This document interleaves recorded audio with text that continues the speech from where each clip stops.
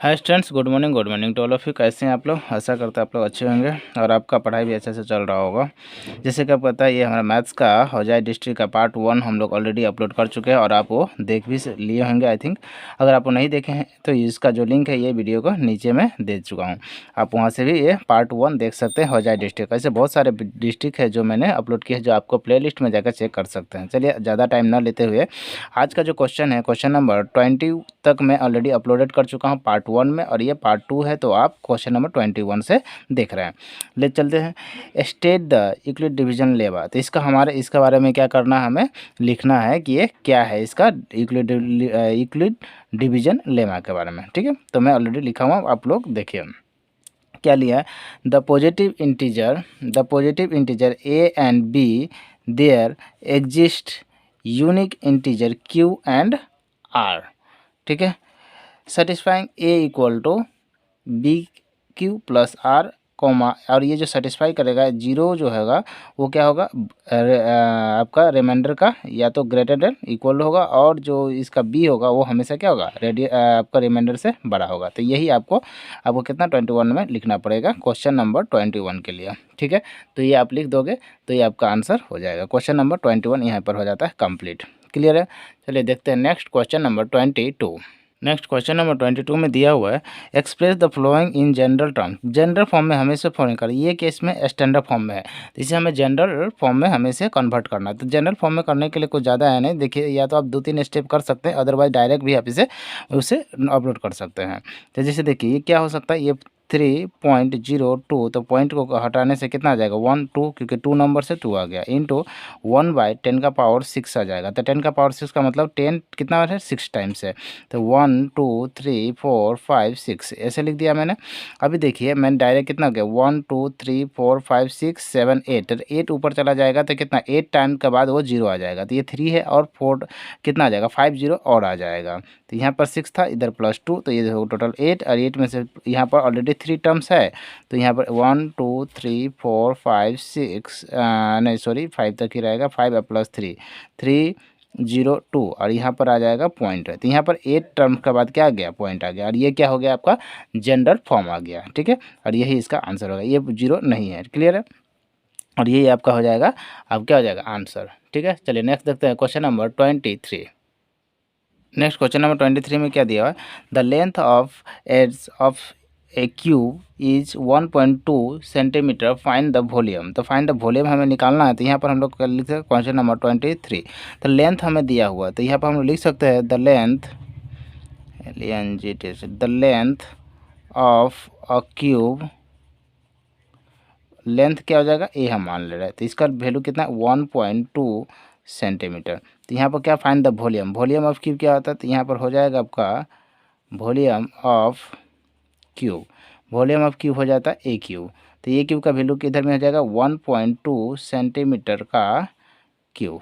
Clear है? तो यहाँ पर 1.2 मतलब क्या 1.2 इंटू 1.2 इंटू में 1.2, और ये centimetre cube.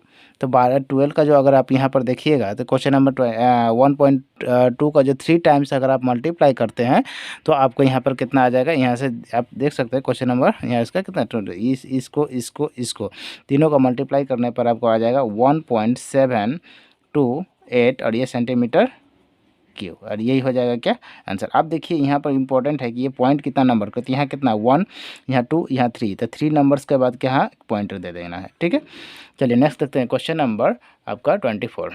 Next question number 24 देखिए, 24 क्वेश्चन नंबर क्या दिया हुआ है, find the distance between the points P O Y and Q X O. तो देखिए पॉइंट अभी निकालना था हमें, पी का वैल्यू कितना दिया, पी का वैल्यू यहाँ पर है 0 एंड वाई, क्यू का वैल्यू है क्यू एंड ओ, तो हमें दोनों का बीच का डिस्टेंस निकालना। डिस्टेंस फार्मूला क्या होता है आपको अच्छी तरह से पता है, तो डिस्टेंस फार्मूला में जो होता है वो होता है x2 माइनस x1 का होल स्क्वायर और प्लस y2 माइनस y1 का होल स्क्वायर, यही होता है। अब यहाँ पर देख सकते हैं x2 का मतलब यहाँ पर देखिए x1 का मतलब 0 है और x2 का मतलब है x, तो यहाँ पर क्या दे सकते हैं हम लोग, x2 का मतलब x दे देगा। ठीक है, और माइनस x1 का वैल्यू कितना 0, तो इसका हो जाएगा स्क्वायर, और y2 का वैल्यू कितना है 0, और माइनस y1 का वैल्यू y हो जाएगा, और इसका स्क्वायर होगा, ये किसका √100 का हो जाएगा। ठीक है, तो x - 0 मीन्स व्हाट x, एक्स का स्क्वायर और plus y minus zero means what y का स्क्वायर, और यही क्या हो जाएगा √100 हो गया, और यही क्या हो जाएगा इसका आंसर भी हो जाएगा। तो यहीं पर इसका क्या हो जाएगा आंसर, यही इसका आंसर हो जाएगा। क्लियर है यहाँ तक। चलिए नेक्स्ट देखते हैं question number 25। Next question number 25 देखिए क्या बोला, the common point of a tangent, the common point of a tangent to a circle and circle is called. तो यहाँ पर देखिए कॉमन पॉइंट अ सर्कल, तो यहाँ पर हम समझ सकते हैं, तो ये क्या हो जाता है, एक सर्कल है बोल सकते हैं, और इसका कॉमन पॉइंट मान लेते हैं, ये दे देते हैं। तो एक टेंजेंट जा रहा है, इसका कॉमन पॉइंट यहाँ पर मान लेते हैं। तो इस पॉइंट को जो क्या बोलता है, इसी पॉइंट को हम लोग बोलते हैं, यहाँ पर मैं लिख सकता है इसका आंसर, तो पॉइंट ऑफ कॉन्टैक्ट लिखा है। तो इस पॉइंट को क्या बोलता है, पॉइंट ऑफ कॉन्टैक्ट। तो यहाँ पर हो जाएगा पॉइंट ऑफ कॉन्टैक्ट, ठीक है। और इसका आंसर क्या हो जाएगा, यहाँ पर जो फिल इन द ब्लैंक्स है इसका आंसर ये हो जाएगा, पॉइंट ऑफ कॉन्टैक्ट हो जाएगा। जो ये पॉइंट होता है यहाँ से, ये जो यहाँ से ये टेंजेंट पास होगा, तो ये जो पॉइंट है इस पॉइंट को बोलता है पॉइंट ऑफ कॉन्टैक्ट। क्लियर है। चलिए नेक्स्ट देखते हैं हम लोग क्वेश्चन नंबर 26। क्वेश्चन नंबर 26 में क्या दिया, find the discriminant of equation 3x², ये एक्स स्क्वायर है, 3x² माइनस 2x प्लस 1/3। तो ये आपका दिया हुआ है क्वेश्चन नंबर 26 में, ठीक है। तो चलिए इसको हम लोग ये निकालते हैं। तो डिस्क्रिमिनेंट का फॉर्मूला जो होता है वो आपको यहाँ से देखना पड़ेगा। तो ये देखिए 3x² है, 3x² माइनस 2x प्लस में 1/3 ये गिवन है, और ये जो हमें गिवन दिया हुआ है, तो इसमें देख सकते हैं हम लोग ए का जो वैल्यू है ये कितना आ गया 3, ए का वैल्यू कितना है 3, एंड बी का वैल्यू कितना है -2, एंड सी का जो वैल्यू है 1/3 दिया हुआ है। क्लियर है यहाँ तक। अभी देखिए ए का वैल्यू 3, बी का वैल्यू -2 और सी का वैल्यू 1/3 है। तो डिस्क्रिमिनेंट का जो फार्मूला होता है डी इक्वल टू जो होता है वो होता है b² माइनस 4ac, ये होता है आपका डिस्क्रिमिनेंट का फार्मूला।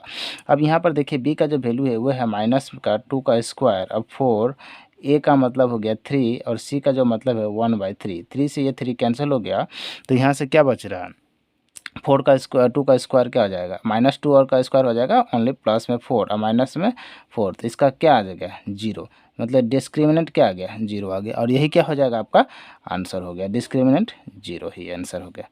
क्लियर है यहाँ तक। चलिए अब नेक्स्ट देखते हैं हम लोग क्वेश्चन नंबर 27। क्वेश्चन नंबर 27 में क्या दिया, under what condition will ax² plus 5x plus 2, तो यहाँ पर equal to 0 will be quadratic equation. तो बोल रहा है ये क्या ऐसा कंडीशन हो जो ये यहाँ पर क्या होना चाहिए, क्वाड्रेटिक इक्वेशन होना चाहिए। यहाँ पर a का वैल्यू हम लोग ऐसा क्या पुट कर सकते हैं, तो यहाँ पर आप समझिएगा कि a का जो वैल्यू होगा वो कभी भी 0 नहीं हो सकता। तो यहाँ पर हम लिख सकते हैं a नॉट इक्वल टू 0। तो ये नॉट इक्वल टू 0, क्योंकि 0 होते ही क्या होगा कि 0 जैसे मान लेते हैं ax² है ना, तो ax² में देख समझिएगा कि अगर a का वैल्यू अगर 0 हो जाता है, जैसे मान लेते हैं ax², तो a का वैल्यू अगर 0 है, तो a का वैल्यू अगर 0 आ जाता है तो x को भी 0 कर देगा, तो ये 0 हो जाएगा, तो क्वाड्रेटिक तो बनेगा ही नहीं, क्योंकि ये पूरा का पूरा पार्ट क्या हो गया 0, तो 5x क्या होता है क्वाड्रेटिक नहीं बनेगा। तो क्वाड्रेटिक बनने के लिए a कभी भी 0 नहीं होना चाहिए, सबसे पहला कंडीशन है a नॉट इक्वल टू 0, ठीक है। चलिए नेक्स्ट देखते हैं हम लोग question number 28। Next question number 28, solve the pair of equation. तो सॉल्व इसे हमें करना है। तो देखिए क्वेश्चन नंबर 28 हम सॉल्व करने जा रहे हैं। तो देखिए x plus y equal to 14 दिया है, और इसको हम मान लेंगे इक्वेशन फर्स्ट, और x minus y equal to दिया हुआ 4, और इसे हम मान लेंगे इक्वेशन सेकेंड। क्लियर है। अभी हम लोग देखिएगा कि इक्वेशन फर्स्ट इनटू 1, तो इक्वेशन फर्स्ट को मल्टीप्लाई किया 1 से, तो हम क्या निकल के आएगा x plus y equal to 14, क्योंकि 1 से मल्टीप्लाई करने पर कोई भी चेंजेस नहीं होगा। Again equation 2 into multiply by 1, again हो जाएगा x minus y equal to 4। Clear है। अभी यहाँ से देखिए equation first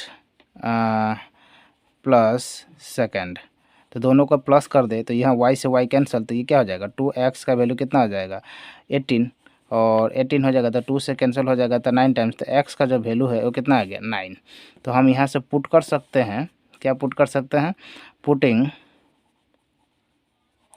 x equal to 9 in equation first. तो हम इक्वेशन फर्स्ट को इसमें डाल दिए, तो इक्वेशन फर्स्ट में क्या है x plus y equal to 14, तो x का वैल्यू 9 है, तो 9 प्लस वाई इक्वल टू 14, 9 उस साइड चला गया, तो y इक्वल टू 14 माइनस में 9, तो ये कितना हो जाएगा 5, तो y का वैल्यू कितना आ गया 5। Therefore the value of x equal to 9 and y equal to 5, और यही हमारा क्या हो जाएगा, आंसर हो जाएगा। क्लियर है। और ये क्वेश्चन नंबर आपका 28 हो गया आपका यहाँ कंप्लीट। चलिए नेक्स्ट देखते हैं क्वेश्चन नंबर 29। नेक्स्ट क्वेश्चन है हमारा, देखिए, for what value of K do you the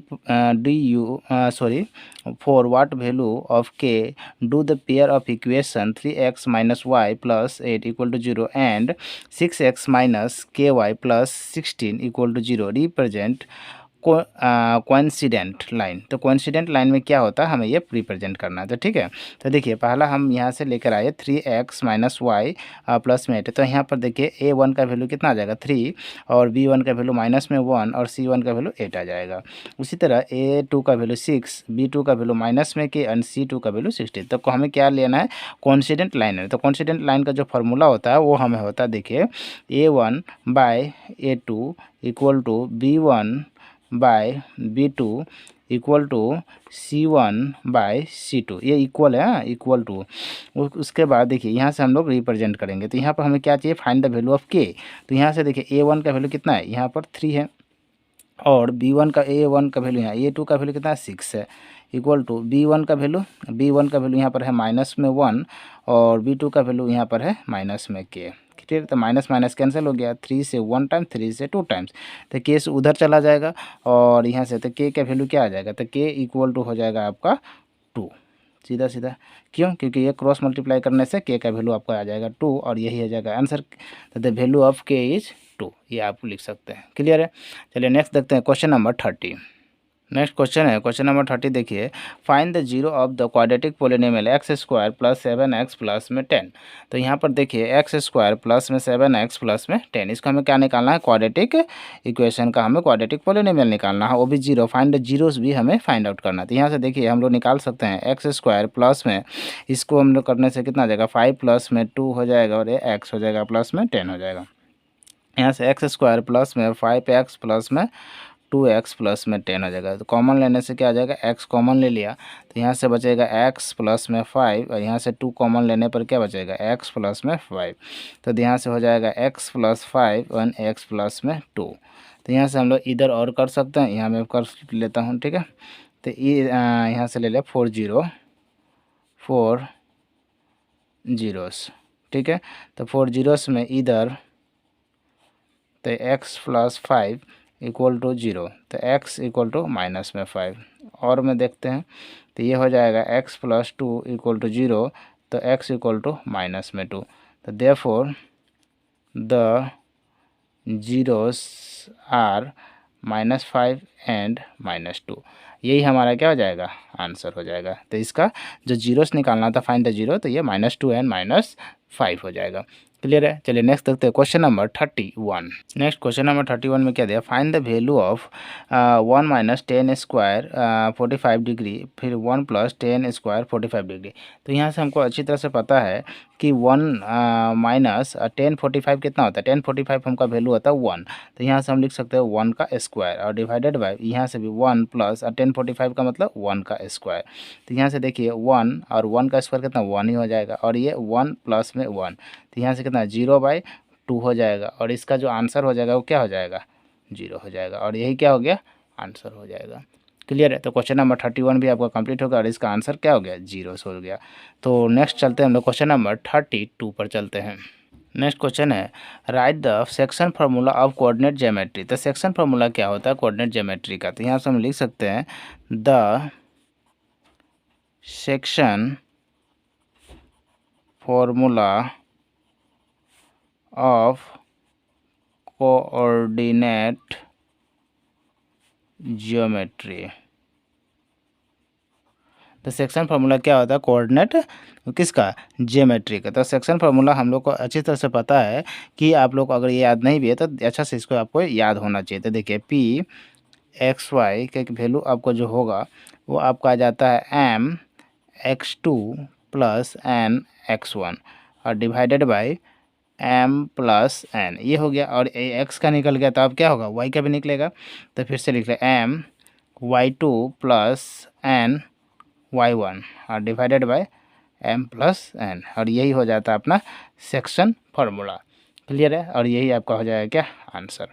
तो यहाँ तक ये हो गया आपका क्वेश्चन नंबर 32 का आंसर। ठीक है, चलिए नेक्स्ट देखते हैं question number 33। Next question number 33 में क्या दिया, इवेलुएट टेन 65 डिग्री और कोट 25 डिग्री। तो देखिए मैं यहाँ से शुरू करता हूँ, यहाँ पर देख लेते हैं। ठीक है, तो यहाँ से मैं दिखा देता हूँ। देखिए 10 65 डिग्री और डिवाइडेड बाई कोट 25 डिग्री। तो आप किसी एक को भी चेंज कर सकते हैं यहाँ पर, या तो 10 को चेंज कर दीजिए या फिर कोट को चेंज कर दीजिए। मैं 10 को ही चेंज कर देता हूँ। तो क्या लिख सकता हूँ मैं, 10 90 minus 25 divided by cot 25 degree. तो यहाँ पर हम नेक्स्ट में लिख सकते हैं cot 25 divided by cot 25। Clear है। अब ये कोट दोनों क्या हो गया, कट गया, तो क्या बच गया 1, और यही क्या हो जाएगा आंसर। क्लियर है यहाँ तक। तो आपका क्वेश्चन नंबर 31 भी हो गया आपका आंसर। ये नीचे जो है वो कोट ही है, कोट 25 क्या हो गया, कैंसिल हो गया, तो आंसर हो जाएगा 1 टाइम्स में कैंसिल हुआ। तो चलिए नेक्स्ट देखते हैं क्वेश्चन नंबर 34। नेक्स्ट देखते हैं क्वेश्चन नंबर 34। तो 34 में क्या दिया हुआ है, द पॉइंट ए 1, -1, बी में दिया हुआ आपका -4, -6 एंड सी में दिया हुआ -3, -5 are the vertices of a triangle. तो एक ट्रायंगल का वर्टिसेस है एक, ठीक है। तो find the area of triangle. तो देखिए एक मैंने ट्रायंगल बनाया है और इसका ए का वैल्यू मैंने यहाँ पर रखा 1, -1, बी का वैल्यू क्या रखा -4, 6 एंड सी का वैल्यू रखा -3, -5।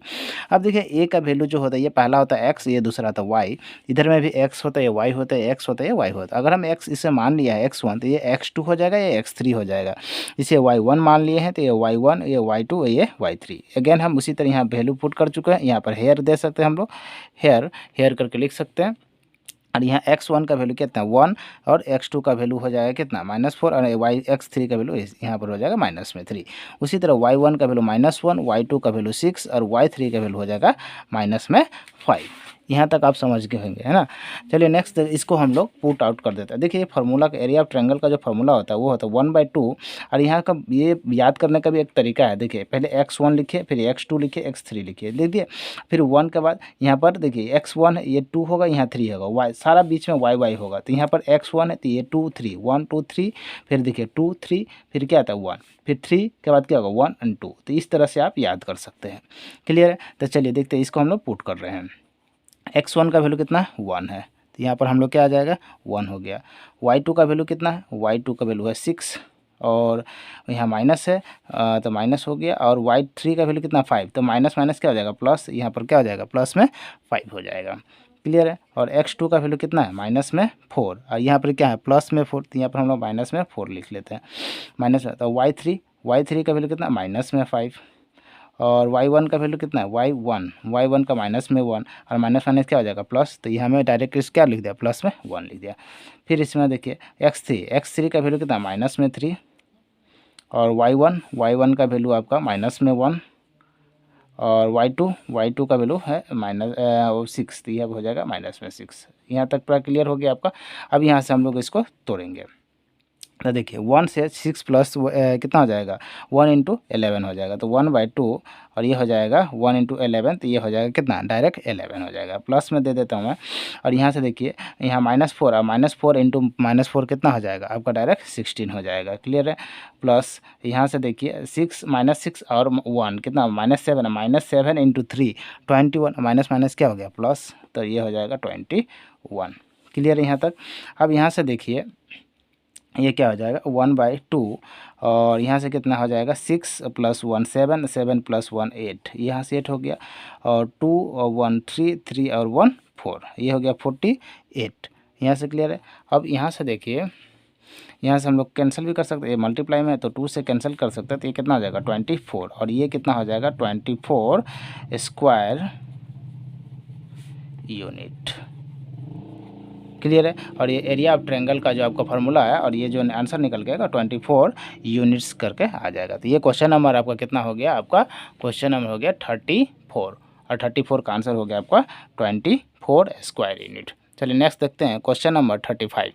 नेक्स्ट क्वेश्चन नंबर 35 क्या दिया, state SAS side angle side similarity criteria for triangle. तो साइड एंगल साइड का सिमिलरिटी का क्राइटेरिया क्या है, ये हमें फाइंड आउट करना है। तो देखिए साइड एंगल साइड का क्राइटेरिया जो होना चाहिए, देखिए दिया है, if one angle of a triangle is equal to one angle of the other triangles, मतलब क्या बोल रहा है, इक्वल होना चाहिए वन एंगल, एंड बोल रहा है and the sides including this, मतलब एक एंगल तो इक्वल होना चाहिए, साथ में क्या होना चाहिए, साइड्स भी क्या होना चाहिए, उसका प्रोपोर्शनल होना चाहिए। Then the two triangles are similar, तब वो दोनों ट्रायंगल क्या होगा, सिमिलर कहलाएगा। जैसे कि आपको देखिए एग्जाम्पल्स में दिखाता हूँ, साइड एंगल साइड का क्या होता है, एग्जाम्पल समझिएगा।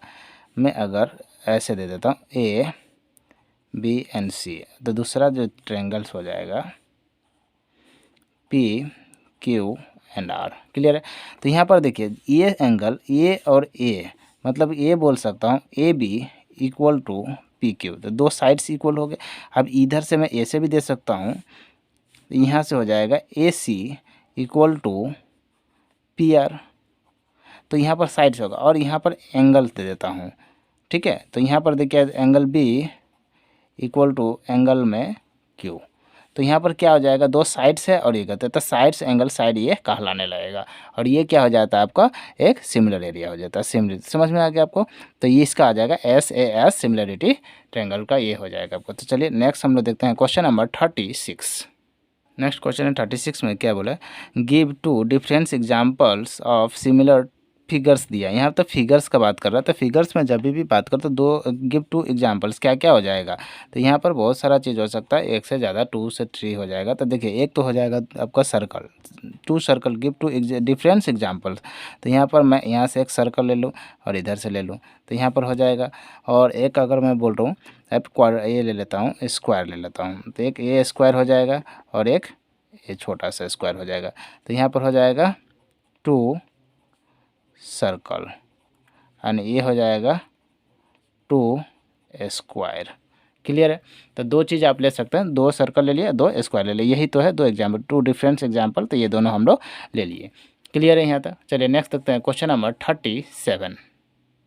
37 में क्या दिया, if P E equal to 0.05 then the find the value probability of not E. तो देखिए गिवन में हमें दिया हुआ है, गिवन ये 37 है, तो ये दिया हुआ है पी ई का वैल्यू दिया है 0.05, और हमें फाइंड आउट क्या करना है, पी नॉट ई, ये हमें निकालना है। तो हमें जानता है वी नो डेट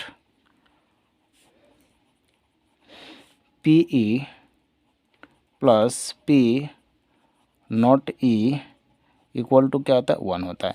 तो पी ई का वैल्यू कितना है, 0.05 plus P not E equal to 1, clear है। तो P not E equal to 1 minus 0.05, तो कितना आ जाएगा 0.95, और यही क्या हो जाएगा, आंसर हो जाएगा क्वेश्चन नंबर 37 का, क्लियर है यहाँ तक। चलिए नेक्स्ट देखते हैं क्वेश्चन नंबर 38। नेक्स्ट क्वेश्चन है आपका फाइंड द मीडियन। तो मीडियन हमें यहाँ पर दिया, फाइंड द मीडियन। तो देखिए सबसे पहले जो नंबर्स दिया हुआ है, ये नंबर कितना, 1 2 3 4 5 6 7 8 9 10, तो यानी मतलब यहाँ पर दिया हुआ है n इक्वल टू 10 दे दिया।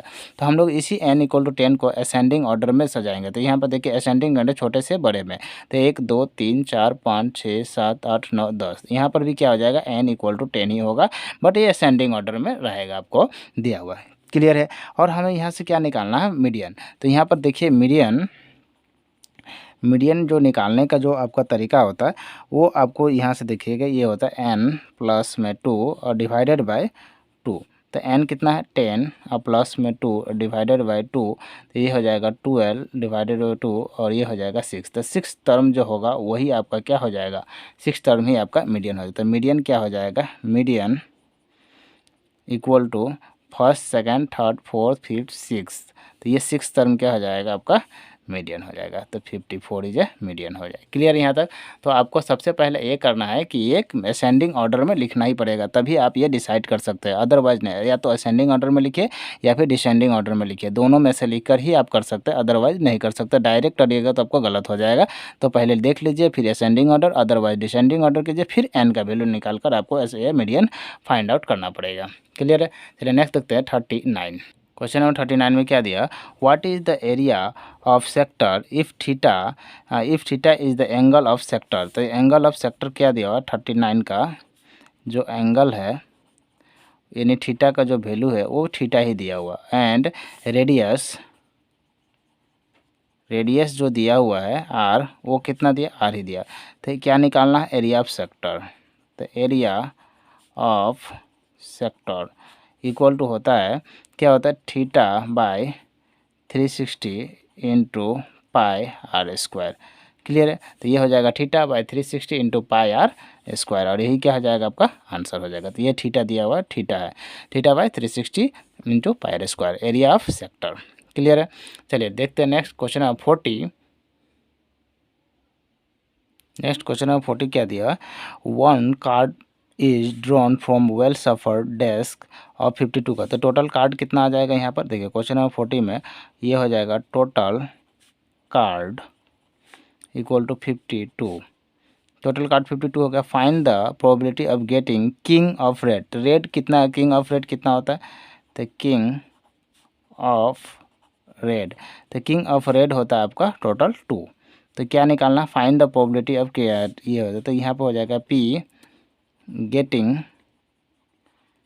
King of red. तो ये होता है आपका टोटल हो जाएगा कि total card 52, sorry total card 52 और ऊपर में कितना 2, तो कैंसिल हो जाएगा, तो कितना हो जाएगा 26। तो ये आपका हो जाएगा 1/26, और ये क्या हो जाएगा, आपका आंसर हो जाएगा। क्लियर है। तो 1/26 इज अ राइट आंसर। चलिए नेक्स्ट देखते हैं question number 41। Next question number 41 में क्या है, if the volume of a cube, यहाँ पर दिया तो वॉल्यूम ऑफ क्यूब क्या होता है, तो यहाँ पर 41 होगा। तो यहाँ पर लिख सकते हैं हम लोग volume of a cube A cube होता है, और ये दिया हुआ आपका 2.216 सेंटीमीटर क्यूब। ठीक है। तो हमें यहाँ से ए का जो वैल्यू आएगा वो क्या आएगा, ये आपका आ जाएगा 6 का क्यूब होता है ये, और ये सेंटीमीटर क्यूब हो जाता है। ए इक्वल टू हो जाएगा 6 सेंटीमीटर। तो हमें क्या निकालना, find the surface area of cube. तो यहाँ पर हो जाएगा सरफेस एरिया ऑफ क्यूब। तो सरफेस एरिया ऑफ क्यूब होता है 6L स्क्वायर। क्या होता है, 6L स्क्वायर। यहाँ तक क्लियर है। और 6L स्क्वायर में हम लोग देख सकते हैं 6 है और L स्क्वायर मतलब 36। ये भी अगेन क्या हो जाएगा, यहाँ पर ये हो जाएगा सेंटीमीटर स्क्वायर। तो 6 इंटू 6 36, 18 और एक 19 20 21 21। तो ये अगेन हो जाएगा 216 सेंटीमीटर स्क्वायर, और ये सरफेस एरिया ऑफ क्यूब हो जाएगा, और यही क्या हो जाएगा, आंसर हो जाएगा। तो इसका वॉल्यूम भी सेम है, एरिया भी सेम हो जाएगा। चलिए नेक्स्ट देखते हैं क्वेश्चन नंबर 42। नेक्स्ट क्वेश्चन है, the length of a tangent, the tangent of a point A at circle of radius 3 centimetre is 4 centimetre. तो यहाँ पर देखिए रेडियस दिया हुआ 3 एंड इसका जो टेंजेंट है वो 4। तो find the distance of the centre from the circle. तो यहाँ पर देखिए एक सेंटर में एक सर्कल बना रहा हूँ, ठीक है, और इस टेंजेंट ऐसे दिया हुआ और इस रेडियस दिया हुआ, और यहाँ से हमें यहाँ से फाइंड आउट करना है। तो यहाँ पर देखिए ये है आर का वैल्यू कितना दिया हमें, 3 सेंटीमीटर दिया हुआ, और ये है आपका डिस्टेंस, और यहाँ से दिया लेंथ कितना दिया हुआ हमें 4 सेंटीमीटर। तो हमें ये फाइंड आउट करना है। तो ये हमें बाई पाइथागोरस थ्योरम से निकाल सकते हैं, H square equal to P square plus में बी स्क्वायर। ठीक है। तो यहाँ से हम लोग फाइंड आउट कर सकते हैं। तो पी स्क्वायर का मतलब हो गया 4 का स्क्वायर प्लस में 3 का स्क्वायर, और ये हो गया एच स्क्वायर। तो एच स्क्वायर इक्वल टू हो जाएगा 16 प्लस में 9 इक्वल टू 25। तो एच इक्वल टू क्या हो जाएगा, √25। तो एच इक्वल टू 5, और ये सेंटीमीटर था तो ये भी हो जाएगा सेंटीमीटर। तो यहाँ पर क्या हो जाएगा, the distance from A the centre of the circle equal to 5 centimetre. ठीक है। तो नेक्स्ट इसका जो आंसर हो जाएगा वो हो गया आपका 5 सेंटीमीटर। क्लियर है। चलिए नेक्स्ट देखते हैं क्वेश्चन नंबर 43। नेक्स्ट है क्वेश्चन नंबर 43 क्या दिया, फाइंड द प्रोडक्ट ऑफ 0 4 है। तो ये देखिए 43 का हो जाएगा प्रोडक्ट निकालना। तो ये 4u स्क्वायर प्लस में 8u। तो देखिए ए का जो वैल्यू है वो 4 दिया हुआ है, और ये बी का जो वैल्यू है ये 8 दिया, और सी का जो वैल्यू है वो 0 है, नहीं है, कुछ नहीं है। तो हमें क्या निकालना, प्रोडक्ट ऑफ 0। तो यानी प्रोडक्ट ऑफ जीरोस। ये होता है आपका माइनस प्रोडक्ट ऑफ जीरो हो जाए सी बाई ए होता है, माइनस नहीं होगा तो सी बाई ए होता है। तो सी का जो वैल्यू है वो है जीरो और ए का वैल्यू है 4, तो ये क्या हो जाएगा जीरो, और यही हो जाएगा आपका आंसर। क्लियर है। चलिए नेक्स्ट देखते हैं क्वेश्चन नंबर 44। अब 44 में क्या दिया आपका वो हम लोग देख लेते हैं। क्लियर है। तो यहाँ से देख लेते हैं 44 में दिया है the roots of the quadratic equation, the roots दिया हुआ है यानी जीरोस दिया हुआ है, तो फाइंड द इक्वेशन, तो हमें उसका इक्वेशन फाइंड आउट करना है। चलिए नेक्स्ट देखते हैं, हम लोग क्वेश्चन नंबर 44 ही देखते हैं। तो इस प्रकार हम लोग लिख सकते हैं क्वेश्चन नंबर 44 को, दो जीरोस दिया ही हो तो सम ऑफ जीरो हम लोग पहले निकाल लेते हैं। तो सम ऑफ जीरोस, तो सम ऑफ जीरो क्या होगा, तो टोटल का दोनों को जोड़ सकते हैं। तो ये हो जाएगा आपका 3 + 1/3, तो ये हो जाएगा 3 × 3 9 + 1 10, 10/3 हो जाएगा। और ये हो जाएगा आपका प्रोडक्ट ऑफ जीरोस, तो ये होगा 3 × 1/3, 3 से 3 कैंसिल, तो ये हो गया आपका 1। तो प्रोडक्ट ऑफ जीरो ये निकला सम। तो यहाँ पर क्वाड्रेटिक, यहाँ पे इक्वेशन चाहिए था, है ना। तो इक्वेशन हम लोग लिख सकते हैं क्वाड्रेटिक इक्वेशन, क्वाड्रेटिक इक्वेशन ये होता है आपका x² minus sum of zero x plus product of zero. ठीक है। तो यहाँ पर देख सकते हैं x² minus sum of zero कितना है, तो सम ऑफ जीरो है 10/3x, ये हो गया। ओके। उसके बाद माइनस सॉरी प्लस हो जाएगा और ये हो जाएगा 1। तो यहाँ पर लिख सकते हैं हम लोग अच्छा से, एक और लिख सकते हैं। कैसे लिख सकते हैं, इसको इधर से मल्टीप्लाई कर दो, इसको इसका, तो ये हो जाएगा 3x² माइनस 10x प्लस में 1, और ये नीचे में हम लोग लिख सकते हैं 3। तो यहाँ पर ऐसे करके लिख सकते हैं हम लोग क्या 3। अब देखिए यहाँ पर 3 आ गया, तो यहाँ पर आप ऐसे कर सकते हैं, एक नया फार्मूला यहाँ पर ऐसे जैसे है, तो यहाँ k लिख दीजिए। यहाँ पर क्या लिख सकते हैं k। अब इफ़ यहाँ पर लिख लीजिए k = 3, तो यहाँ से क्या होगा कि 3 रखिएगा, तो यह 3x² माइनस 10x प्लस में 1 और नीचे में 3, तो 3 कैंसिल हो जाएगा। तो ये क्वाड्रेटिक जो ओरिजिनल क्वाड्रेटिक इक्वेशन आएगा ये आपको आ जाएगा 3x² माइनस 10x प्लस में 1, और यही हो जाएगा आपका इक्वेशन। क्लियर है। तो अब नेक्स्ट चलते हैं, लास्ट जो क्वेश्चन है वो है आपका 45। लास्ट क्वेश्चन में क्या दिया है, find the diameter of a circle whose perimeter and area of same. The diameter, find the diameter, diameter हमें निकालना है, यानी डी हमें फाइंड आउट करना है 45 का, है ना। और क्या निकालना करना है, the circle the diameter of circle whose perimeter and area are same. तो पेरीमीटर और से देखते हैं, हम लिख सकते हैं perimeter of circle equal to area of circle. ठीक है। तो यहाँ पर देख सकते हैं पेरीमीटर ऑफ सर्कल क्या होता है 2πr होता है, और इसका एरिया होता है πr² होता है। तो यहाँ से हम लोग बोल सकते हैं ये r² से r² कैंसिल, ये पाई से पाई कैंसिल, तो r का जो वैल्यू है वो कितना आ गया 2 आ गया। और हमें डायमीटर निकालना है, तो डायमीटर क्या होता है, तो d = होता है 2r। ठीक है। तो d = 2, तो d = 2r, तो 2 और r का वैल्यू कितना है 2 है, तो यहाँ से 2 हो जाएगा। तो d = हो जाएगा 4, और यहाँ से कोई यूनिट्स नहीं दिया है तो हमें डायरेक्ट लिख सकते हैं यूनिट्स। तो फाइंड द डायमीटर निकालना था, तो 4 डायमीटर कितना आ जाएगा 4 यूनिट हो जाएगा, और यही क्या हो जाएगा आंसर हो जाएगा। क्लियर है। तो हमारा आज जो है क्वेश्चन नंबर 45 तक कंप्लीट हो गया है। और इससे पहले मैं बता दूं, अगर आप इस चैनल पर नए हैं तो इसे सब्सक्राइब कीजिए, लाइक कीजिए, और फिर से नए हम वीडियो के साथ मिलेंगे। तब तक के लिए जय हिंद, जय भारत।